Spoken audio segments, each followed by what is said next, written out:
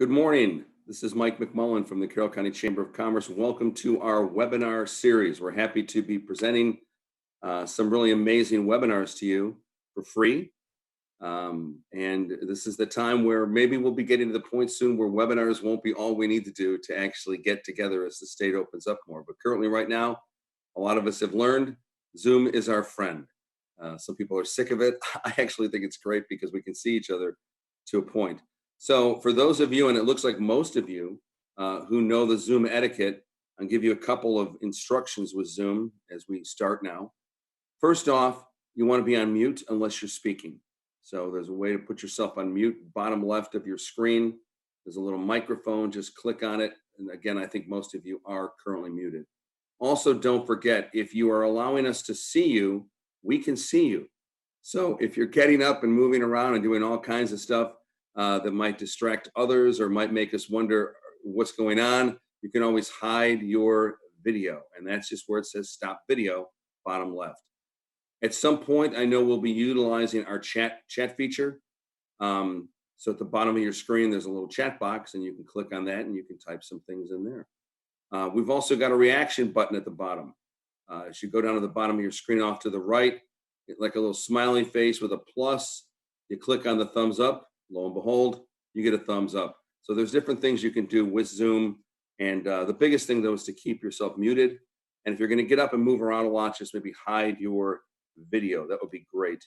I think those are the only real Zoom instructions I have. Oh, except for the fact that some of you, as you come up, I think most of you have your names there, but some of you, it may just say like iPhone. There's a way to change your name.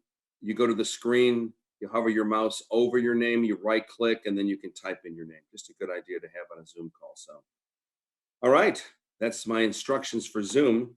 Let me start you off with a couple of announcements, and then we'll introduce our speaker because you did not sign up to listen to me, that I know. So, a couple of upcoming chamber announcements that I wanted to share with you. Leadership Carroll. When I talked to them, our friends at CMC, who I want to thank again for taking part in helping us with this. They do an amazing job. We had a couple spaces open. We currently don't. We filled the class for next year. But whenever you have a class of like 40 folks in the class, the odds are very great between now and when the class starts in September that somebody might drop out. So if you're still interested in Leadership Carroll, go to our website, carrollcountychamber.org, fill out the application. And you could be on our waiting list. You'd either get in for this year if somebody drops, or you'd be first on the list next year. We have another webinar tonight. It's our Biz Challenge Meet and Greet. This is going to be a lot of fun. We had, in spite of the actual COVID-19 crunch that we've been in and everybody staying home, applications were coming in slowly. Well, we actually managed by the end of May to get 29 applicants, all local entrepreneurs who applied for the Carroll Biz Challenge. And it's like a local Shark Tank show that will actually be the actual live show will be on August 27th at the Carroll Arts Center in Westminster. But tonight from 5 to 6:30, do an actual webinar just like this. You can meet all 29 of the applicants, which will be a lot of fun. June 23rd, we have our update from Commissioner Rothstein that is going to be, I think it's 8:30. Again, you go to our website, to our calendar of events, and you register, and it's free. Those are always interesting to hear from our local commissioners. We have another webinar planned on July 2nd. The speaker is going to be Mr. Dennis Twigg. He's the chair of our board. He's a lawyer. Hoffman, Comfort, Offutt, Scott, and Halstead. If I got that right, that's pretty amazing because that's a really hard one to get. He's going to be talking about estate planning in light of the COVID-19 crisis. Then the last announcement that I wanted to make was our golf outing that we had planned for July 10th. We were going to go with it, and then we said, you know what, maybe the best way to like provide people with the best experience is to push it off. So we're going to be doing it October 30th.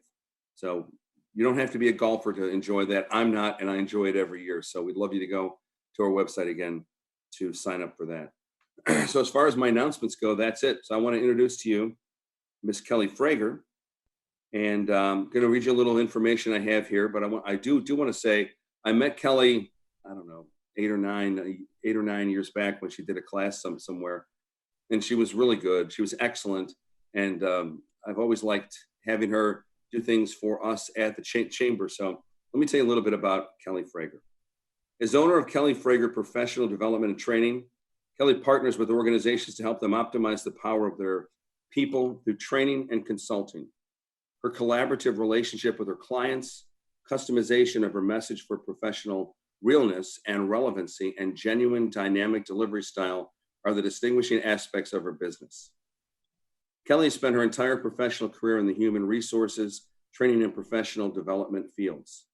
Her clients and employers have ranged from the hospitality industry to professional service firms. Over the years, and it says 30 if you're wondering, which means she started like in, I think, elementary school. And across the industry, she's learned nearly all people want to feel good about their work and possess a desire to contribute and grow as professionals. This insight has been the motivator for her work. She loves the topic of emotional quotient, EQ, also called emotional intelligence, and thinks it is the sun of the success solar system. How's that? That's pretty good. That's hard to say in the morning too. She's a certified professional in EQ through TTI Success Insights. In addition to training and speaking about EQ, she also utilizes assessments to measure EQ in order to help her clients and their teams develop and grow. And this is an excellent topic that we wanted to have because of the fact that I've learned in my brief span on this globe, you can be the brightest bulb in the pack and know everything about what you're doing. And if you don't possess this EQ, you're not going to go anywhere. And if you go anywhere, and if you happen to make it to the top of some kind of a firm, or you open up your own shop, you're going to kill the people who work for you, because it's really all about relationships, and it's about EQ. And that's why we have Kelly here talking to us today. So I'm going to turn the stage over to her. Please, Kelly, they're all yours. Great. Thank you. Good morning, everybody. I'm happy to be here with all of you. So thank you to Mike for that awesome introduction and plug for EQ. You hit the nail on the head by sharing that it is the differentiating factor. Hence, that's why I named the presentation, What's EQ Got to Do with It? Because to me, the it factor, it's like the secret sauce. We'll talk more about that, but you hit it right on the head when you mention it can really change how a business is run and how we interact also as individuals too in our community. So thanks to you and the Chamber for having me here. Thanks to the Community Media Center, Richard Turner and his fantastic crew. This is streaming live on Comcast 1086, I believe. And so thank you for all the work that you're doing behind the scenes to make this happen. It's such a pleasure to be here. And thank you, most of all, to all of you who got up bright and early. I think there's like East Coast time, there's island time, and then there's COVID time. So I think that 8:30 in the morning is earlier now for perhaps some of us to be like at least clothed enough where we can be presentable on video if need be. So thanks for being here. I want to give a shout out to, we had Todd Burrier, who gave a fantastic webinar about the 3 circles of living. And I see Todd's on the call. He did that a couple weeks ago. And you'll find that, again, this was sponsored by the Chamber, and you'll find that Todd's video or Todd's webinar and what I'm about to share, they mesh very well. They're very complementary. So I'm excited to be able to continue that conversation and offer value to the Chamber members there too. And then I also want to give a shout out to, I think, one of the favorite speakers for the Chamber, which is Anirban Basu. And Anirban always, he's an economist, for those of you who don't know, and a celebrity, I think, in the state of Maryland, and makes all of us laugh. And he always entitles his presentations with really funny things that they're themes that he carries throughout. So this year, for example, was Lord of the Rings. And I think we all appreciate his sense of humor. So I decided, although I don't have his same sense of humor, and most definitely not his economic astuteness that he possesses, I wanted to name mine What's EQ Got to Do with It? Because I thought I'd impress you with my IQ by naming this EQ presentation over a 1984 Tina Turner song. So, so there you go. Happy to be here as Mike went over kind of some of the functions of Zoom, which are all very well skilled at this point, I'm sure. Mike will be monitoring the chat because when I share my screen with all of you, I won't be able to see the chat. So Mike will be monitoring the chat. So please, if you have questions, I welcome them. One of the things that Mike shared in my introduction is I love interacting with people. And so this is very different for me. And just like all of you and your businesses and in our personal lives as well, we've all had to make adaptations and adjust. So please feel free to put a question up there in chat and Mike will let me know and we can talk about it. I'll also be doing a little bit of a true false quiz at the start too. So it's good to be here. Let's get started. It's a 15-minute overview of emotional intelligence. And honestly, I could spend an entire day, do a whole day workshop on emotional intelligence, and we'd still not be done with the discussion. So this is just a high-level overview. I'm hopefully going to share some things, and I'll tell you when I have the money slides. I have a few money slides at the end that I think are really valuable slides, and so I'll share with you what those slides are because they're tools that you can take with you, which is always my goal, is to give you something that you can take with you and put to immediate use. So those will be at the end, and let's go ahead and get started. So I'm going to take and share my screen.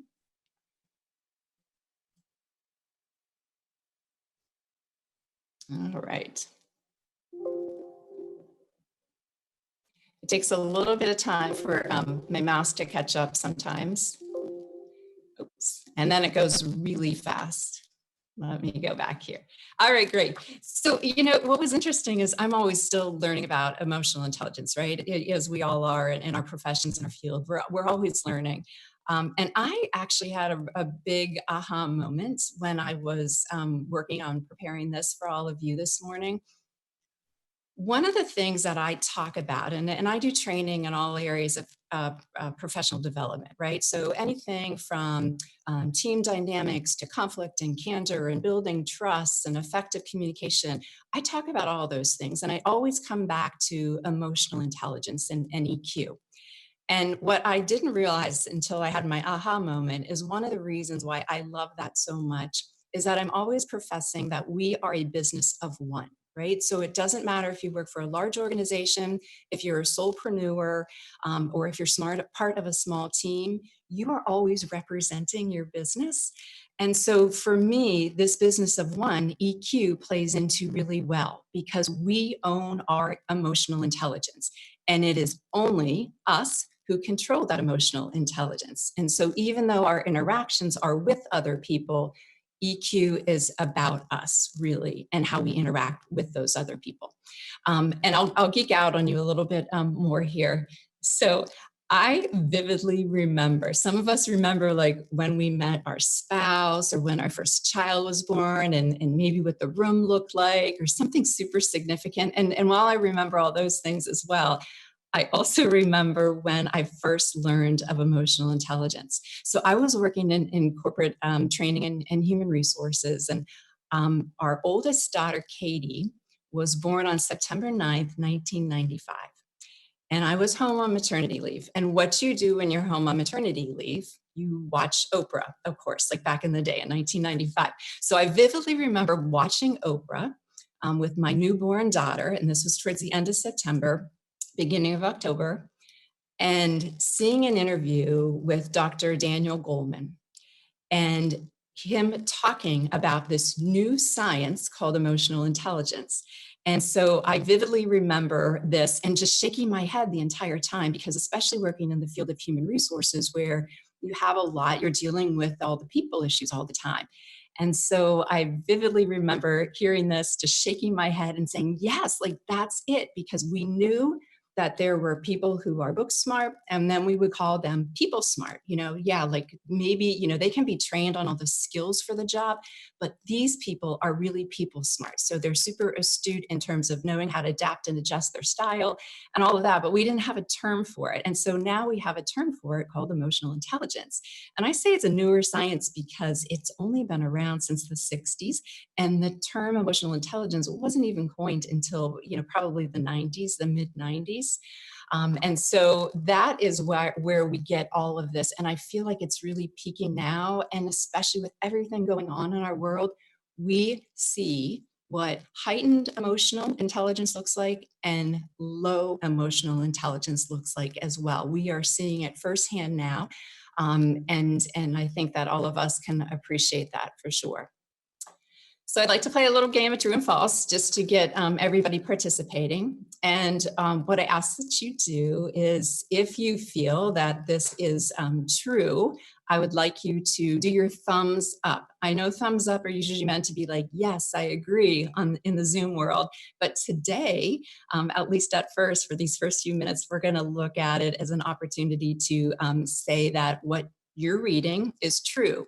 So our first true false is, there is a direct correlation between IQ, which is the intellectual quotient, and EQ, what we're talking about today, which is our emotional intelligence. So if any of you think that that is true, go ahead and please give a little thumbs up. That's down in the reactions bar towards the bottom of your screen. All right, Mike, do we have any thumbs up? Don't call them people, but do we have any thumbs up? We've got, let me see, 1, 2, 3, 4, 5. All right, we got a pretty good amount. Yeah. Okay. So, and the reason why I didn't want Mike calling on anybody is, and it takes about 10 seconds, by the way, for that thumbs up to disappear on your screen. It disappears automatically. But the answer is actually false. So there is not a direct correlation between somebody's IQ and their EQ. And here's where it gets pretty cool.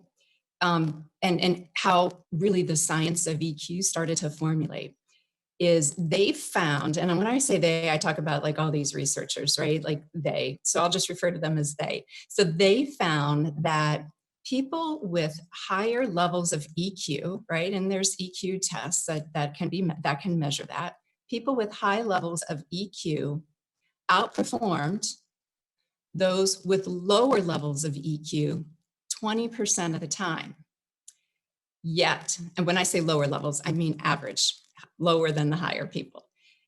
Yet when they looked at the average IQ, those individuals in the workplace were outperforming those with high IQs 70% of the time.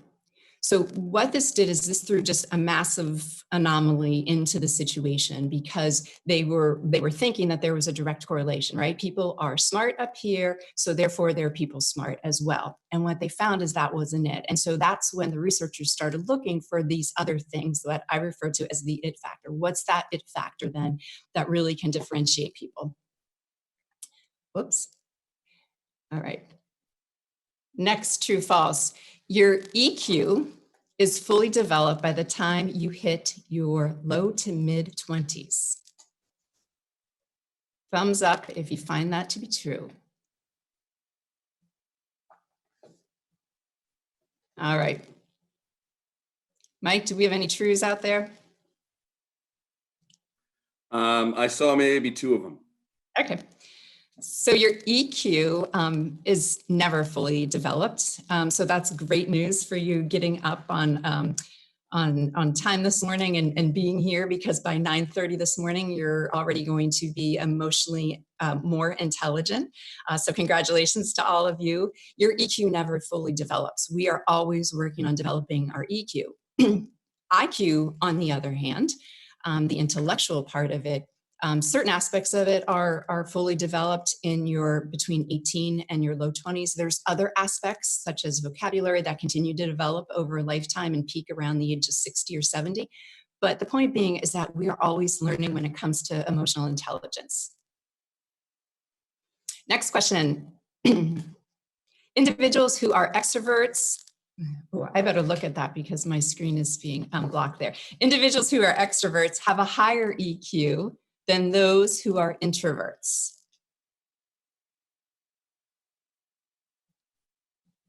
Individuals who are extroverts extroverts have a higher EQ than those who are introverts.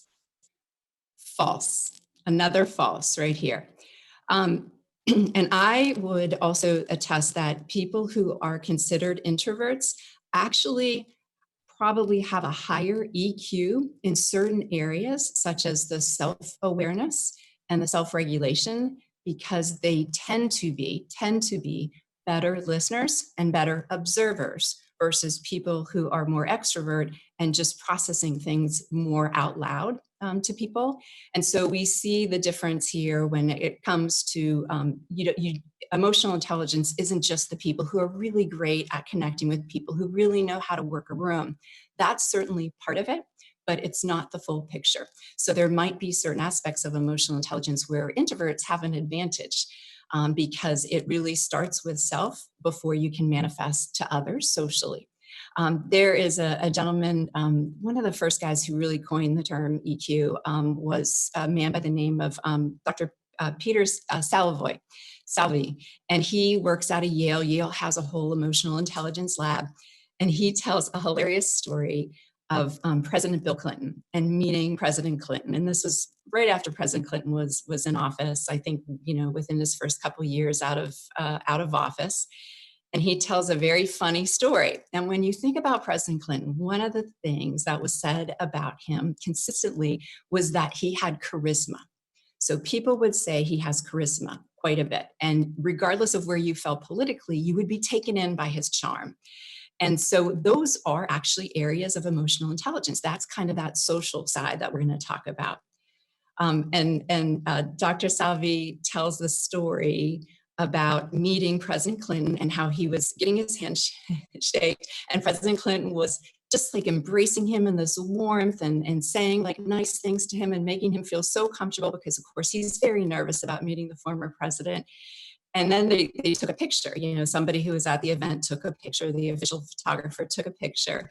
And so then later they see that former President Clinton's hand was inappropriately placed on Dr. Salvi's wife while he was shaking hands with the other one. So it's just a little bit of a funny story because you can see that, and as we know from history, former President Clinton had some issues, perhaps with some self-regulation, as we would say. So funny story, but just a differentiation there. All right, next question. Went the wrong way. Research has demonstrated that EQ accounts for as much as 50% of the difference between great leaders and average leaders. Great leaders and average leaders. All right, and I see a few thumbs up on my little thumbnail that I have there. Lots of thumbs up on that one. Yeah, I'm going to blow your mind a little bit with this because I'll share with you the next slide. It's actually 90%. So the research has shown it is 90%. And these are in senior leadership positions for everybody in all areas of work across the world. They have a lot of data around this. And it's actually then 80% of all people where emotional intelligence has been the link to those who are superstars versus those who are average performers. So that is, super significant there. And again, it goes back to that, something that we probably coined before. There's book smart and there's people smart, right? And the people smart people, those with high emotional intelligence, are the ones that really seem to be able to nail it. Gosh. All right. To possess a high EQ, you should be a touchy-feely person.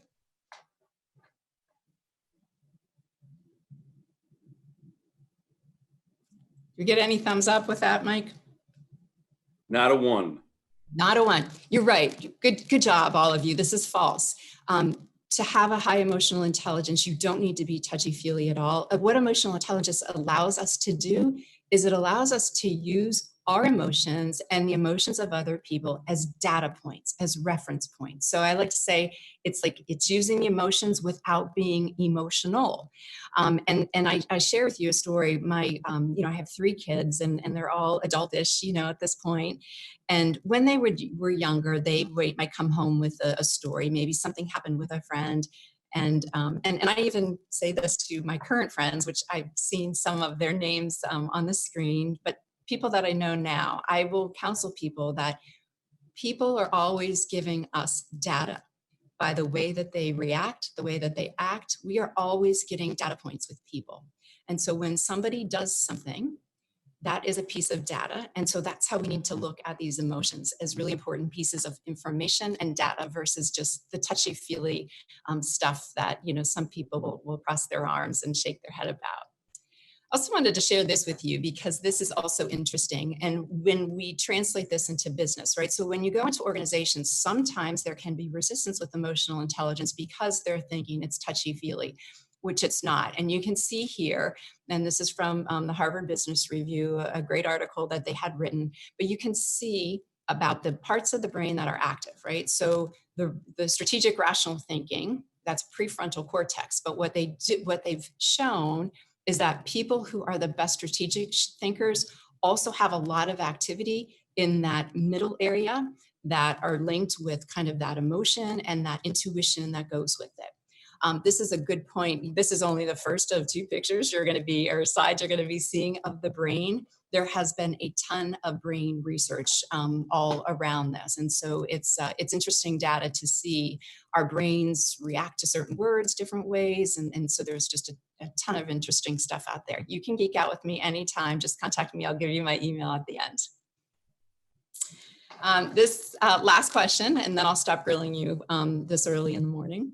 But this last question here is kind of when you go and you guess in the candy jar, like how many candies are in the candy jar. How many, and if you could just type it in the chat box, of these 14 right here, and I'll give you a minute to look at them, how many of these do you think are, and these are critical thinking skills, right? How many of these are tied into a person's emotional intelligence? So just type your answer in the chat box if you would, please. And Mike, maybe you can read those out as they start to come in.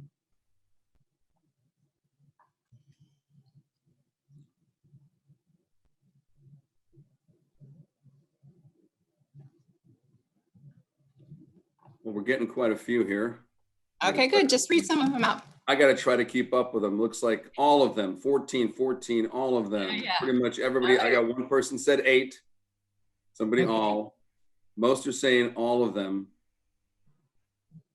Yeah, that's right. So all of these, and a whole other list more that I could continue to add on here. We don't even have collaboration. I don't have that on this list here. Innovation, conflict resolution, right? Like the list could go on and on and on. This is the why slide for why emotional intelligence is so important right here. Like this is the why. And as we continue to build that list, know that the bottom line for emotional intelligence is for us to make better decisions. So emotional intelligence, when you boil it down very simply, it's for decision-making purposes. And as we look at the 14 that you have listed above you, those all have to do, you think about all the decisions that you make. You are making decisions every day, all day long. This is probably why we're exhausted, at the end of the day, because we're always making decisions. Maybe it's about people, how we read people, what we think, how we process that. Like it's a constant stream of decisions in your brain. And so all of these 14 critical skills can all be tied into that emotional intelligence as it relates to that right there. And also, I thought that the M&Ms might make you a little bit hungry if you didn't eat anything at all this morning. The other thing I want to share with you on this slide too is, again, those researchers, they have found that people who possess high EQs make more money. So for those of you who are financially motivated, they make more money than people with average EQ. And that is just because they do better. It's such a set of skills in the workplace that they do better. And so they naturally rise to different levels in the organization, to higher levels in the organization. All right, I'm done with the grilling of you. right now. So thank you all for your participation with that. I want to share with you this, and I think that this is pretty exciting right here because Daniel Goleman, who was the book that you saw the cover of, and you saw the cover of the Time magazine that came out, and then Dr. Goleman's book, he just came out with this recently. And so what he did is he looked at the 4 areas of emotional intelligence. There's 5 that I'm going to share with you today. We're only going to focus on 4 of those areas, and these are the 4 that we'll focus on. But what I love about this is these are, leadership competencies. And what he did is he gave a little bit more grit and a little bit more teeth in terms of defining what falls under these different areas. And so when you look over to the far right, relationship management, that you'll hear me refer to as social regulation. So different people might call it different things, and it's relationship management. Look at that influence, conflict, right? Inspirational leadership, teamwork, coaching and mentoring. So those are all things that are there that are really important with EQ. I also want to share with you this too. And Mike had shared in his introduction is that I see EQ as like kind of the sun to the solar system. So much goes back to EQ, and EQ sits in the middle like the sun does, and everything else revolves around it. And so I partner with a company called TDI Success Insights, and they're a great business partner. And I get assessments where we can measure some of these things and work with organizations and teams and individuals in utilizing these. And the analogy that I'll use as well is this iceberg. So if you can imagine this diamond right here being an iceberg, you can see that when you see an iceberg, we see what's above the water. And that's basically our behaviors right there. And the assessment that's used to measure that is called the DISC. Underneath the waterline, though, the iceberg is always more massive. And so this is where we see these other areas, these other sciences coming into play. So it might be the skills that you bring into the workplace, the acumen, which is just kind of how you view and you process your experiences, the driving forces, which is what motivates you, and then the emotional intelligence. So some of these things, maybe your behavior, your skills, those are necessary for top performance, but they're not sufficient if you want to be that person that continues to grow in development. Where EQ really has so much to do with your success. All right, whoops. Okay, so when we get to the react versus respond, self and others, this is a slide that I'll come back to as well. This is just a great overview slide. 2 things I wanted you to take with you today in terms of just understanding how EQ works. And so one is that emotional intelligence can move us from being in a state of reacting to being more a person who responds. And then we also have our 5 areas of emotional intelligence. And again, I'll focus on 4 of those today, which is self-awareness and self-regulation. And then on the other side is that social awareness and that social regulation. So let's get into the react and respond second brain picture I'm going to show you today. And I want to talk to you about amygdala hijacking is what I want to talk to you about. When we are in a good state, in a positive state, that's what you see on your left-hand side here, which is the low emotion. We are calm, we are relaxed. And as we process those things that come through our brain, our everyday experiences, our interactions that we have, or perhaps tense situations that we have, we would love things to go fully up our brainstem into that higher cortex of our brain to be processed. Our amygdala sits there for a very good reason. It sits there because we are people who originally started as those fight or flight, right? And we still need to have our fight or flight. It's just really different these days, right? We are not being chased by lions out in the wild. We are not, most of us don't have to run every day to find our food and hunt it down. So our brain has developed over time, and it has changed over time in terms of what our brains look like, but yet we still have this piece in there that's still important for situations, and that's our amygdala.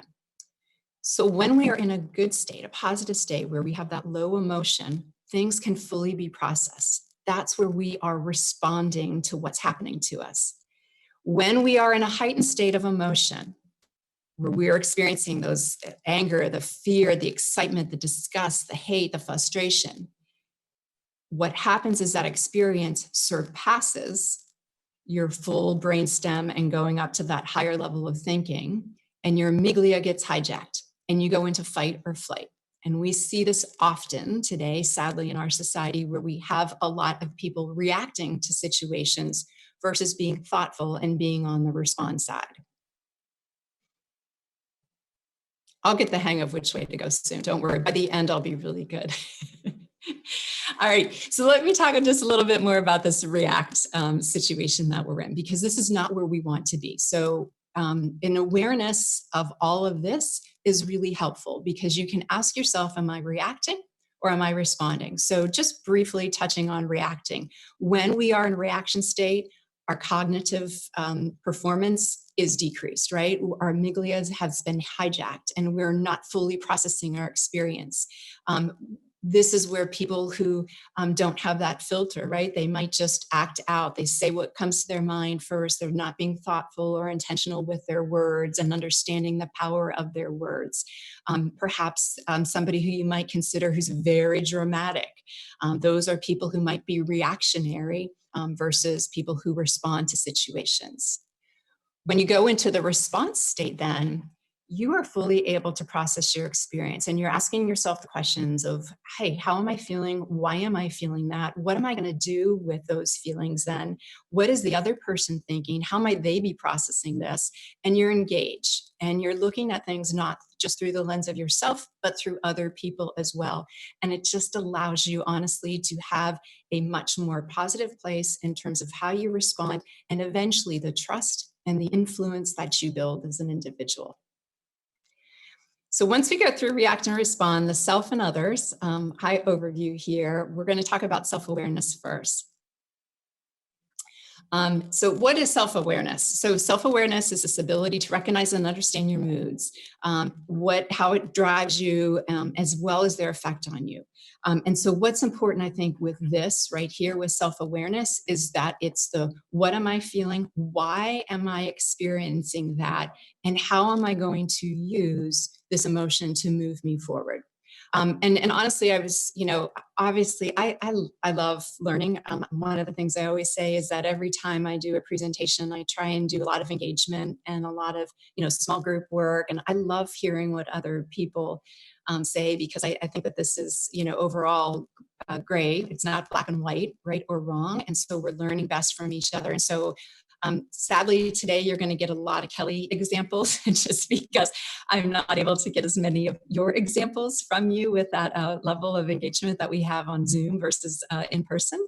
But I want to share with you too, I think like self-awareness, this all has really meant a lot to me. And I've really been focusing on this part of emotional intelligence lately. I think with everything that's going on in the world, with the protests, with the Black Lives Matters, with all of that, I think that there has been, for me, I have felt things that I didn't know that I felt. And so for me, I've been kind of, going inward and thinking, why am I feeling that?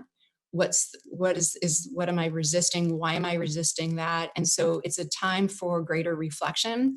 And it's also, for me, I think the other thing that's come out too is that I've recognized that there can be many truths in a situation. Again, there's not a true and a false, a right and a wrong. There can be many truths in situations, and to be respectful of that and the emotions that other people have around that too. So this self-awareness is important. We talk about in this area something called emotional literacy. And emotional literacy, there are actually 7. Another geeky fact for you to know today, there are 7 emotions that have been identified by the American Psychological Association. And in those 7 emotions, though, they break them out into kind of a mild, a moderate, and a high or extreme, I think is how they refer to it. So there's just different emotions. So when you say you're happy, is it overjoyed? Is that the word? Is it content? So these are all things that also mean happy, but they feel it to different lengths. And so being able to articulate that well, I think is big with self-awareness. what I'd like you to do, whoops, hold on. I have two pictures here. You just got a preview of both of them. I have two pictures here. And what I'd like you to do is type in the chat box, and Mike's going to just kind of read these out loud as they come in. Type in the chat box the reaction that you have, the emotional reaction with a word or two to this particular picture right now that's in front of you. Yikes. Wow. Freaking out. Oh my gosh. Hold on. Desperation. Glad that's not me. Eek. I got this. Yikes. Exhilarating. Exhilarating. Lord help us. Fear. Fear. Strength. What a way to work out. Great. I got thrilling. Strength. He looks too calm. I agree with that. He's ripped. Yeah. He's a rip. Come on. It's a backdrop. He's acting. Oh my God. Anxiety. That was Todd. Oh, by the way, it's Todd's birthday today. Happy birthday, Todd Burrier. Oh, happy birthday, Todd Burrier. Happy birthday. Crazy, anxiety. Oh my God. So that's a pretty good grouping there. Yeah. See, do you see though how we all process that differently? Right there. I know my reaction the first time that I saw this picture was just intense, right? So I wasn't quite sure like what I thought, because part of me has like, I have a huge adventure bone in my body, but I don't think I would be doing that right there. That's a little bit too much. And that person that said like, oh my God, freaking out, I think that would be me if I was hanging on a beam with one hand like that. So you can just see by everybody's words that they use, we all process things so differently, right? Because we all are our experiences. And so what we bring to the table and our frame of reference is very different. Who is the person, Mike, do you remember who said exhilarating? Remember who that was? I don't know. I'd have to go back and check it out. Okay. I can tell you who said he's ripped, but I think I'll pass on that one. Okay. I think the person who said exhilarating. That was Brooke said exhilarating. Oh, I knew it was Brooke. Why did I guess that one was going to be Brooke? All right, great. Let me give you one other one then too. So please do the same thing for this picture right here.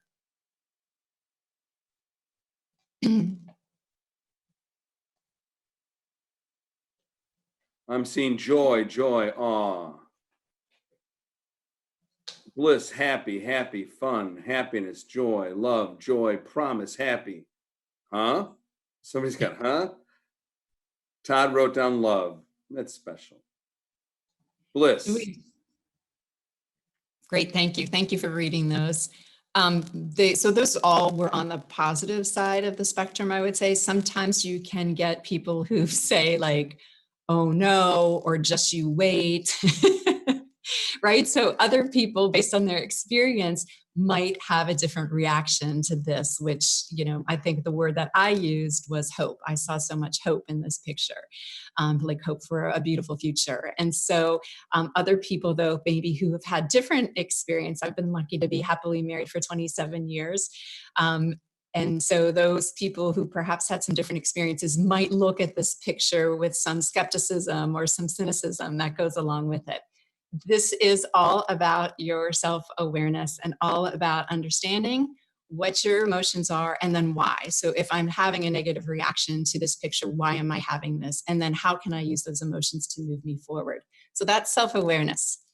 As we go in then to self-regulation, which is, still under self, obviously, this is how we control what we're feeling, right? So we've felt it with self-awareness, and now we're trying to control what we're feeling. And when I say control, it's not using it to keep things in, but it's properly understanding how to express those things. How can we be honest and true to ourselves with our expression of that? How are we comfortable as well with some of these novel ideas and these approaches and the flexibility in handling change, which I think all of us can appreciate as individuals and as people in the business world today. For me, self-regulation is this big, huge pause button that you're seeing on your right-hand side right here. So this is where you pause. This is where you hit your pause button. This is where it's time for you to think before you speak. And not everybody, or speak or act or whatever it is, right? Not everybody utilizes this area very well, unfortunately. And so When you can do this, you can most certainly have much more effective interactions with people because you are regulating yourself and how you're processing the experience while respecting another person might be processing it differently. So let's see, I'm trying to look to see. Oh, I wanted to share with you too here. Um, Brene Brown, for those of you who are familiar with Brene Brown and her work, if you're not, just Google her. She has fantastic TED Talks. Her books are phenomenal too. She does a lot of work around trust and vulnerability. One of the things I always think of when it comes to self-regulation is a term that she uses and she talks about regularly. And she says, this is the story I'm telling myself. So this is the story I'm telling myself. So meaning, for example, I send an email, somebody doesn't reply to that email. Am I thinking in my head, that person doesn't like me? They don't respect me because they're not getting back to me in time, right? It may have nothing at all to do with it because maybe it turns out that that person was sick or they were out of the country and didn't have email access because they were traveling, the past 18 hours. There's different stories that we tell ourselves. And then how hard are we holding on to those stories as well? So always be aware of the stories you're telling yourself. And I will ask myself as well, is this a story I'm telling myself? Or do I have facts and data around all of this to make me think that? And is that valid? So remember that because I love that, that wording that she provides us.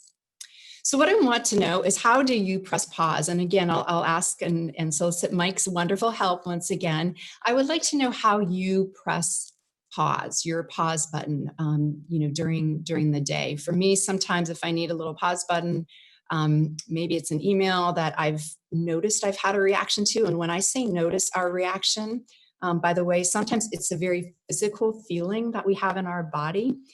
Where we maybe our shoulders start to tense up, we get a pit in our stomach, right? So when I'm noticing that I'm having some type of reaction, and I'm not going to be in the response camp, I can take a pause, right? So maybe it's not replying to that email right away. For me, I keep a chocolate drawer in our dining room. And so I'll walk to the chocolate drawer in the dining room and have a little piece of chocolate, which soothes me. So there's different things to do, but I'd like you to type into the chat box, if you would please share how you press your pause button. What things do you do?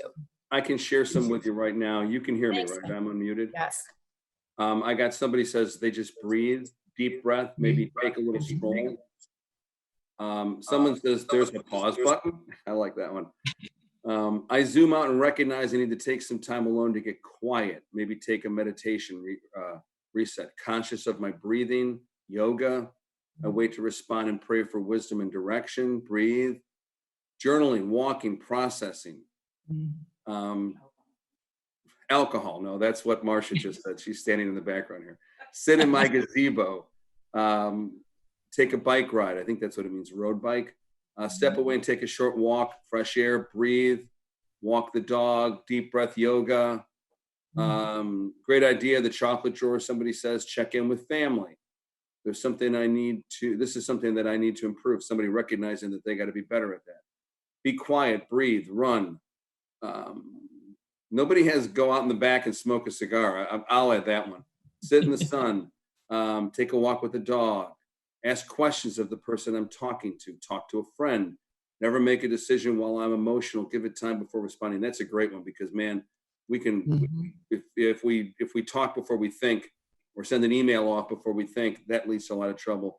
Think of all the positives in my life. Stop responding. Go for a walk. That's all we have. Oh, yeah, great. Mike, thank you so much. Those are all excellent ways for you to help develop your self-regulation and help for you to hit your pause button, and knowing what works for you is important. And also, that email, right, which is a really specific example. And I love that because it just shows that, never fire back on an email. Take some time, think it through. Maybe you do a draft, right? You draft something up in Word. Make sure the person's name is not there when you do the draft if you decide to use email, because you don't want to accidentally hit send. But there's different ways like that we can hit the pause button, because again, we are owning our emotional intelligence and the self-regulation that goes along with what that looks like for us. So great. Thank you all for sharing those. Kelly, could you also talk to the fact, not just emails? In the old days, that's what it was. Nowadays, it's Facebook. People get torqued and man, they sit down, they don't even think, and they ratchet something off that starts a, pardon my French, an absolute shitstorm. So yeah. It's all part of it. Mike, thank you for bringing that up. Excellent example. It's the same thing. First of all, the Facebook comment will be there. I mean, obviously you can go in and delete your own comment, but meaning if somebody says something and you want to engage with that person, if you're feeling that you want to engage with somebody on anything, the question I always ask, so whether it's email, social media, anything like that, the question I always ask myself is, what's my end game? Like, where am I going in the end? Stephen Covey, who of course was a great, wise man when it came to leadership. One of the things that he has as one of his 7 habits is begin with the end in mind. So what is my end game? What am I looking to gain by saying this? Is it being part of a fruitful discussion that seems to be on pace with an exchange of ideas? Or is this going to, as Mike, I think the word you used was shitstorm, right? Is this going to create things and then it's going to put me in a reactionary state? Because when we're in a reactionary state, we're defensive. And then we carry that with us physically and emotionally. We carry that defensiveness with us always. So yeah, to your point, pause, think, why are you replying? Do you have something to add?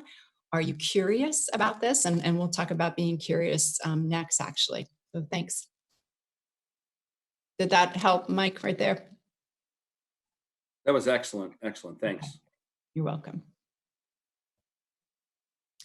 All right, next let's talk about social awareness. So this social awareness, to me, this is where you are able to read the room. So this is the read the room area of emotional intelligence. You can walk into a room, you can take the temperature of the room itself, kind of know and assess the situation, assess when you meet somebody, and perhaps you are reading their nonverbal, which can account for up to 93% of what we say. You're reading all of that and you're able to process that and then confirm that with the other person as well too. To me, this also has a lot to do with being curious versus judging. So when we're curious about things, we are open. We're open to ideas, different experiences, different types of people seeing things in a different way than we do, and knowing that it's not because I'm right and you're wrong, or you're right and I'm wrong. It's just a different way of seeing it. And so that social awareness is really helpful when we're curious versus somebody talking to us and the whole time we're judging them.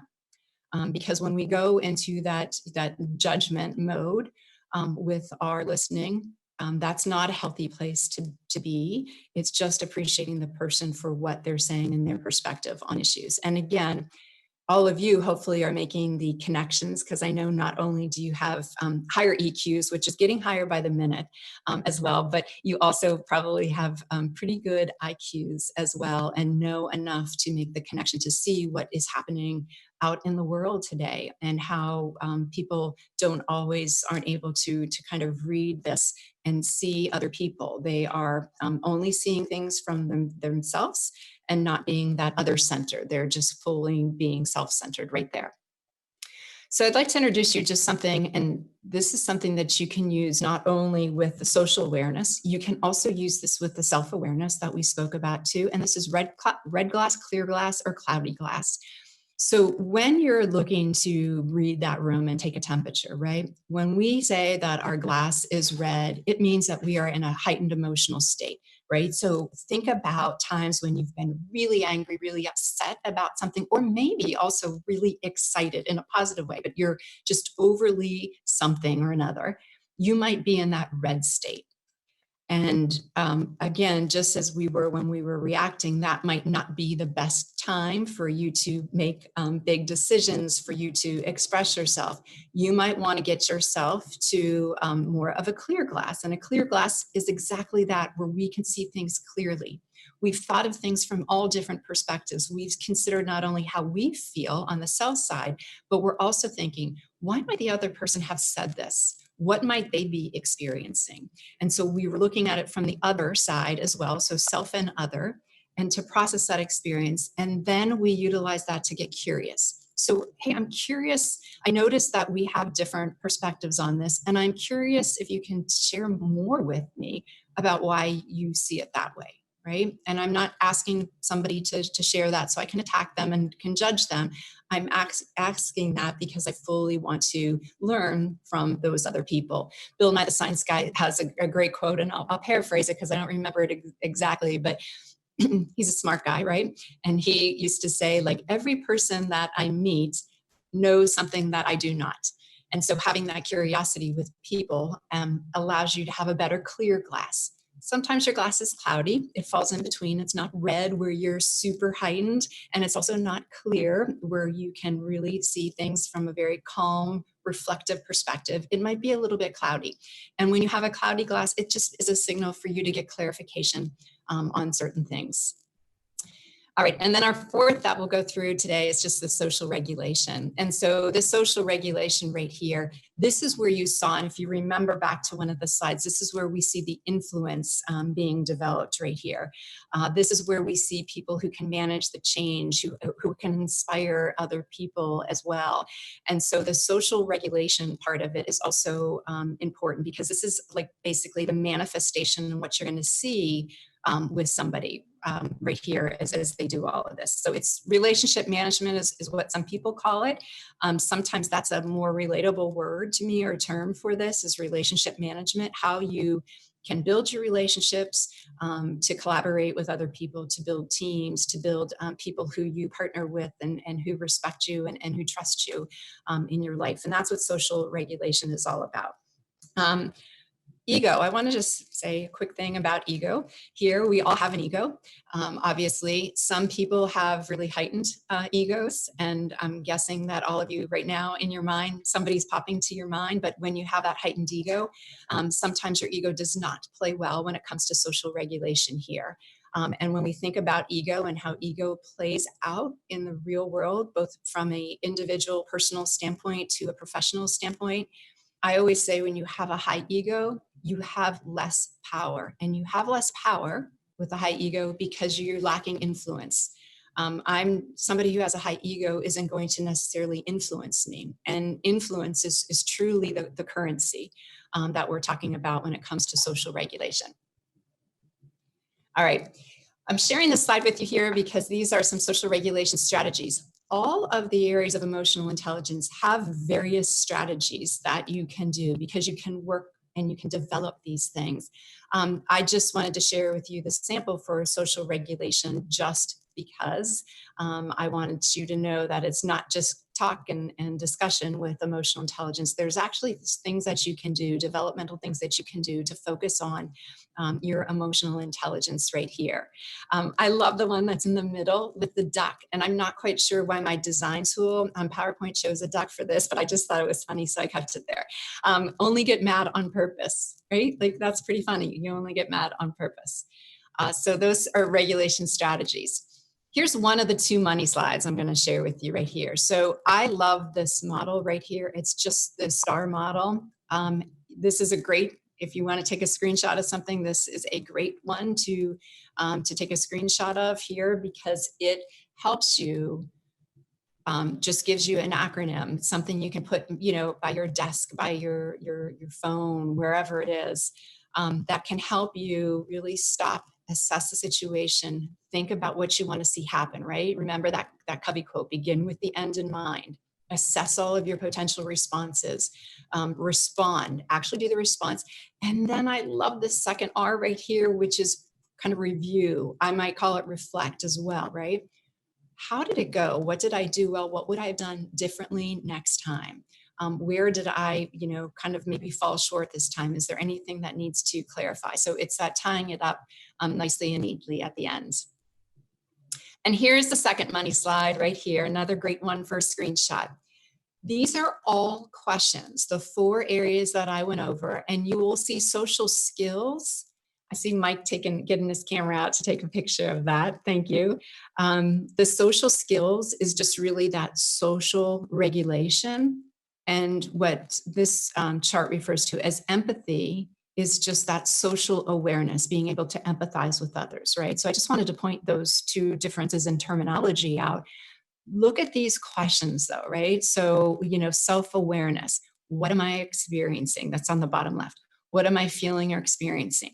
And note that the word experience is in there for a reason, because sometimes it's not feeling. Sometimes you say the word feeling and that really turns people off. So I always say, what am I experiencing? Why? How is it impacting me, right? So these are great questions that, depending on your area for development, there might be some things in here that you or your team might need to work on. These are some really good prompt questions to help focus on that and develop that. When I work in organizations or work with individuals, coaching them on their emotional intelligence, we only will focus on one area at a time. So we'll prioritize the needs. You can't work on all areas all at once. And so to make that conscious effort to really look at those developmental opportunities to grow and develop that in the area, for example, of self-regulation, if that's where you're a little bit lower. These are some really helpful questions. All right, so I'm going to tie it up with this too, which is the slide that you saw, right there at the beginning. And just again, to see the value that emotional intelligence brings to everything we do, from having tough conversations to just getting along with people on an everyday basis, to understanding the team dynamics at work.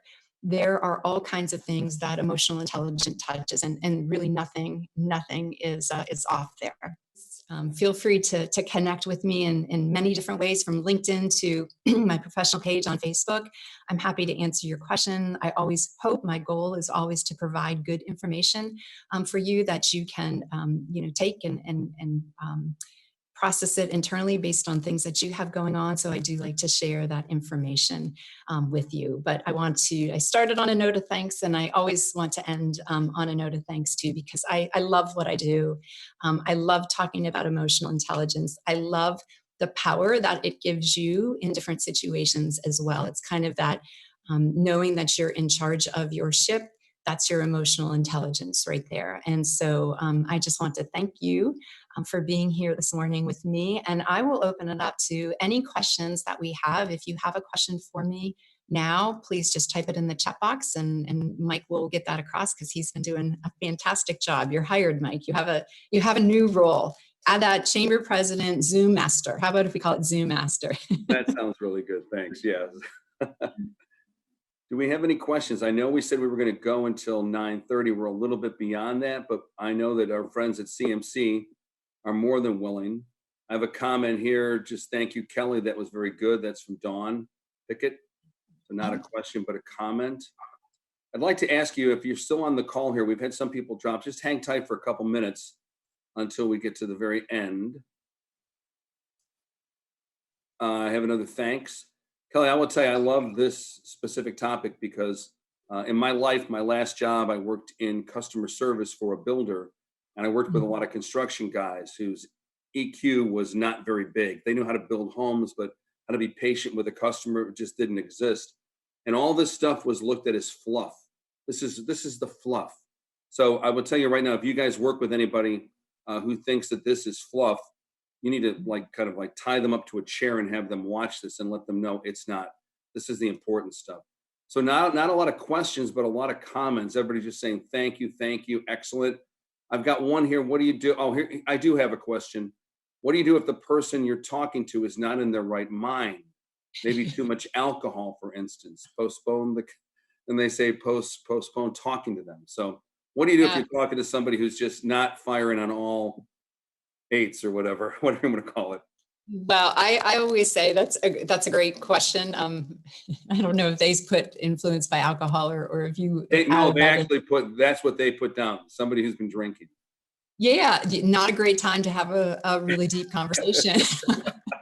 Honestly, I always say, we have in life, we have this spectrum, right? So we have a spectrum of control and the spectrum of no control.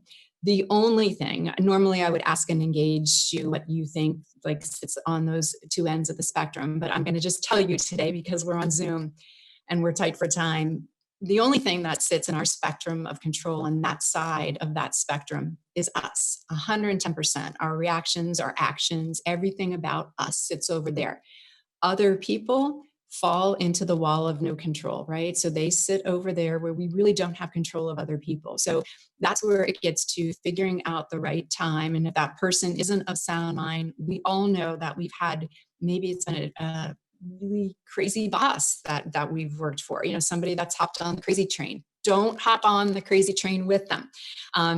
Another quote, I love quotes. And so Mark Twain has a great quote that was, never argue with a fool, because the passerby will never know which one of you is the true fool.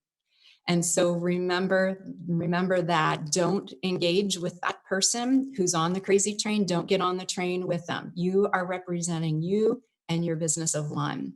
And so figure out, perhaps there's a better time to engage, or maybe not engage at all, but do workarounds. You have to do workarounds with people. So good question. Thank you. I have another question here. I've actually got a couple, and one I'm going to ask Richard from CMC to answer, and that's, will the slide deck be available after this is over? Will the show be available? Will your webinar be? And I just wanted to turn things over to Richard for a minute, because really these guys from CMC are amazing. They partner with us. They're awesome. And I know you're going to have this up someplace, right, Richard? Yeah, so that's great.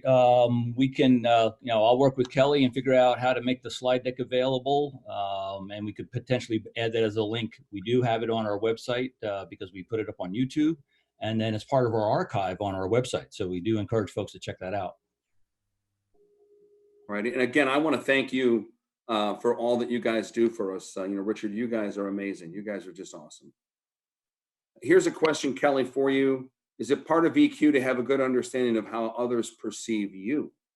Yeah, it is. It actually is, because so many of us are unaware of that, and it's good to get that feedback. It's another part of data. Remember, I talked about emotions being data, and so it's another data point for us to use.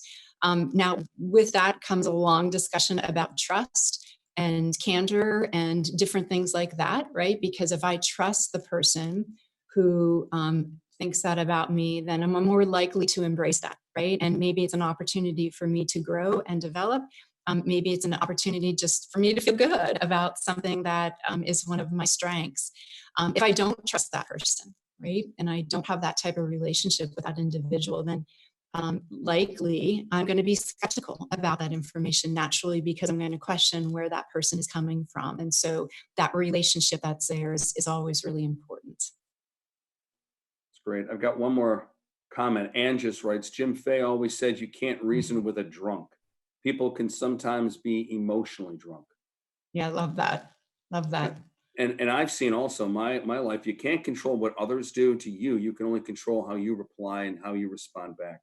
I think one of the main things that we've learned from here is you need to take a deep breath, and maybe cut folks some slack before you might judge what they're thinking. Ask some questions, really try to listen. So yeah. Are there any other questions? Looks like everybody just had great webinar.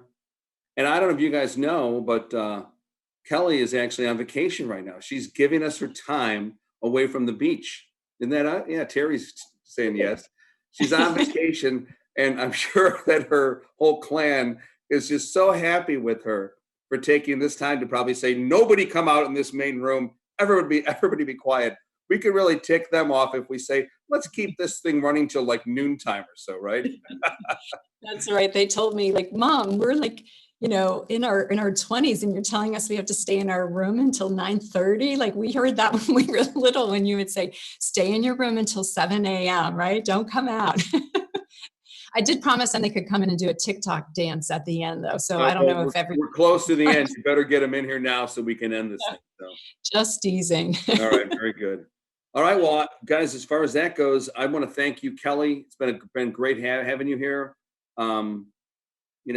Folks, this will be up on our website, and I'm sure we can get the slide deck from you too, so we can get this information out there. But encourage others in your office to watch this, because I've noticed that even though having a high EQ can help you to rise to the top, unfortunately, a lot of people rise to the top without it. And those are the places that are tough to work. I used to work for some bosses that did not even know what this meant. They got results, so they got promoted, and they treated the people that they worked with, they treated the customers like they were just like some pawns in the wheel. They didn't care about them. So, you know, this would be a really good one to send out there and let folks look for this, you know, and let them, you know, kind of watch this. So I have something here saying, will this workshop surface on YouTube? I know that CMC, Richard, don't you guys put this up on your YouTube channel? Yeah, and again, we'll have a link on our website too, you know, for this. So other than that, I just want to thank everybody again for being here with us. I want to tell you to be safe, be kind to others. This COVID-19 thing, Lord help us.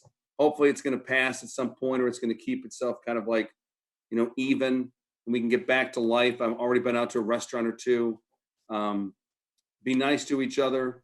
And our next webinar is going to be on July 2nd. I'm sorry, Richard. Yeah, just wanted to add, I wanted to, you know, add my thanks to you, Mike, and the chamber. You know, now that we're in this stage of reopening, the resources and networking opportunities that you make available are just great. Great opportunity for us to learn. And I'd encourage those of you who are on the webinar and haven't joined to join the chamber so you can take advantage of all the other benefits.